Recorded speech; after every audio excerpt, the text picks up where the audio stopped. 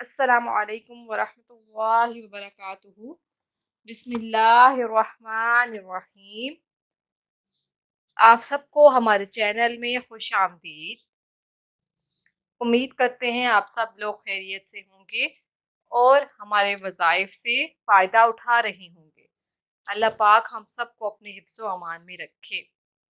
آج کا جو وظیفہ ہے وہ یہ ہے کہ اگر کوئی شخص یہ چاہتا ہے کہ اس کا غصہ ختم ہو جائے یا جو اس کا غصہ ہے وہ کنٹرول ہو جائے، اگر اسے کسی بات پر کنٹرول نہیں رہتا، کہ کوئی بات اسے اچھی نہیں لگی اور اسے غصہ آ گیا ہے اور وہ چاہتا ہے کہ یہ جو میری غصہ کرنے والی عادت ہے یہ ختم ہو جائے، تو اسے چاہیے کہ جو آیت ہم اسے بتا رہے ہیں اس کا ورد کثرت سے کرے۔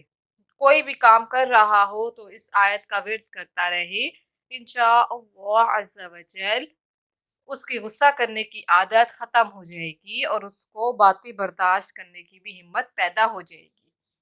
وہ آیت یہ ہے کہ سورۃ صبا پارہ نمبر 22 آیت نمبر 10، وَأَلَنَّا لَهُ الْحَدِيدَ، یہ آیت اس نے کثرت سے پڑھنی ہے۔ روزانہ اگر یہ عمل کرے تو بہترین ہے، اس کا غصہ ختم ہو جائے گا۔ جاتے جاتے ہمارے چینل کو سبسکرائب کر لیں اور لائک کرنا مت بھولیے گا۔ جزاک اللہ